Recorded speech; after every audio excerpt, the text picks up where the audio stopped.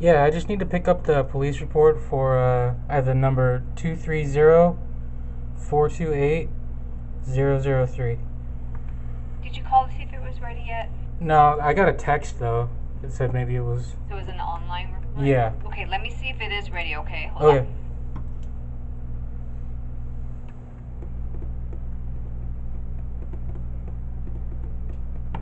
The last supplemental came into records just this weekend. It's all going to go to the DA's office for filing. So until the DA office decides whether they're going to file or not, it's not releasable because it's still in the active stage. So until they come to a decision, it won't be releasable.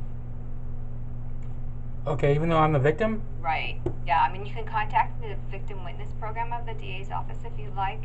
However, until it's just to protect the case until it's all filed, in case they come back to us and say, hey, follow up on this or follow up on that, it's still active, so we don't release it.